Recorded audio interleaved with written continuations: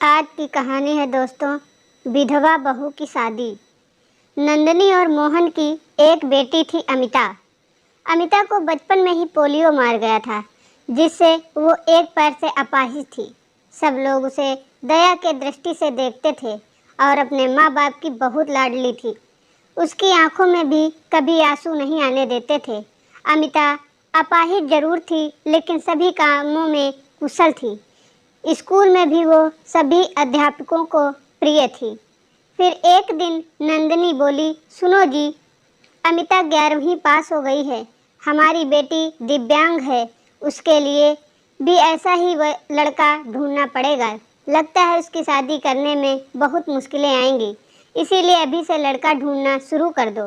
मोहन, हाँ नंदनी, सही कहती हो।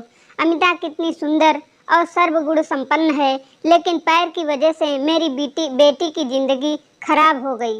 अमिता ने अपने माँ और बाबूजी की बात सुन ली। वो पास आकर बोली, अमिता, बाबूजी, क्या मैं आप सब पर बोझ हूँ? मेरा पैर खराब है, इसका मतलब ये तो नहीं मैं किसी पर आश्रित रहूँगी। फिर कैसे हुई मेरी जिंदगी खराब? नंदिनी, मन छोटा मत कर बेटी, किसने कहा कि तू बोझ है? तू तो हमारी आंखों का तारा है। अमिता, माँ, मैं पढ़ाई के साथ साथ कुछ करना भी चाहती हूँ, जिससे मैं खुद पर निर्भर रह सकूँ। इधर अमिता की पढ़ाई पूरी हो गई और उधर मोहन अमिता के लिए लड़का ढूंढने लगा। अमिता के लिए पल्लव का रिश्ता आया। पल्लव रसायन फैक्ट्री में काम करता था। पल्लव अपनी माँ सुंदरी और अपने पिताजी सुकेश के साथ अमिता को देखने उसके घर आया। सुकेश, अरे बेटा, लड़की का तो पैर खराब है। पल्लव, पिताजी, अगर मैं दिव्यांग लड़की से शादी करूंगा तो मुझे किसी का जीवन संभालने का सौभाग्य मिलेगा। सुंदरी, बेटा, तेरी जिंदगी है, जो भी फैसला हो सोच संभल कर लेना। पल्लव, देखिए अमिता जी, मैंने आपकी जितनी तारीफ सुनी, मैं खुद को आपसे मिलने से रोक नहीं पाया। क्या आप शादी के लिए राजी हैं? अमिता, पल्लव जी, मैं एक अपाहिज लड़की हूँ और आप पूर्ण रूप से स्वस्थ हैं। क्या आप एक अपाहिज लड़की को स्वीकार करेंगे? पल्लव, अमिता, मैं जिंदगी भर आपका सहारा बनने के लिए तैयार हूँ, अगर आपको ऐतराज ना हो तो। अमिता, अगर आप तैयार हैं तो मैं खुश नसीब हूँ कि मुझे आप जैसा जीवन साथी मिलेगा।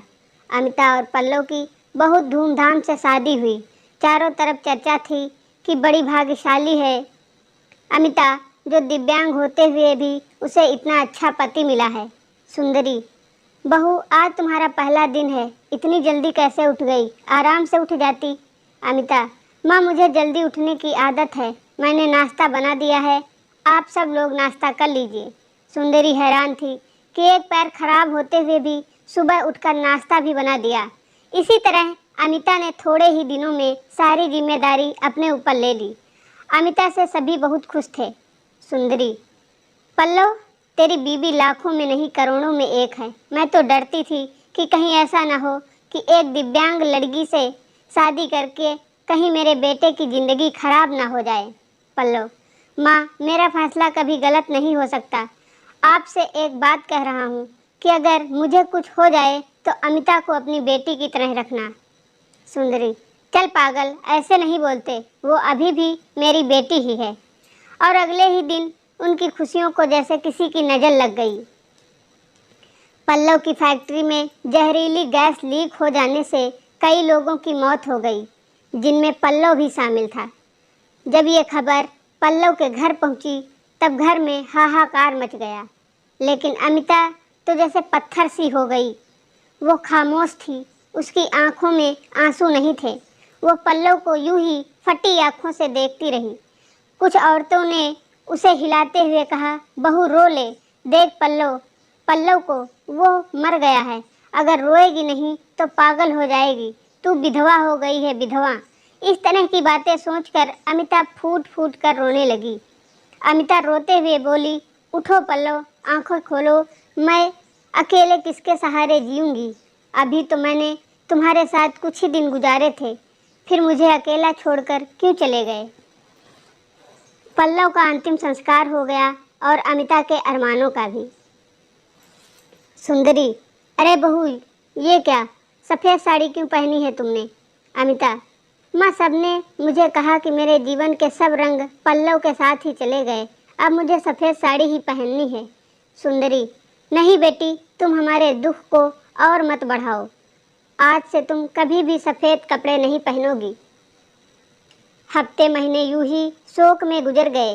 नंदिनी और मोहन अमिता को लेने के लिए आए। नंदिनी, मेरी बेटी का जीवन तबाह हो गया, पूरी जिंदगी अकेले कैसे काटेगी, इसीलिए हम उसे अपने साथ ले जाना चाहते हैं। सुंदरी, देखिए समधन जी, अमिता कहीं नहीं जाएगी। आप उसकी शादी करके कर्तव्य मुक्त हो चुके हैं, लेकिन अब हमारे भी कुछ कर्तव्य हैं। हमारी बहू हमारी बेटी बनकर हमारे पास ही रहेगी। ये कहते हुए सुंदरी ने अमिता को गले से लगा लिया। सुकेश, हाँ समधी जी, सुंदरी सही कह रही है। हम अमिता को आगे पढ़ाएंगे और किसी लायक बनाएंगे, आप चिंता मत करना। हम अपनी अमिता को पलकों पर बिठा कर रखेंगे।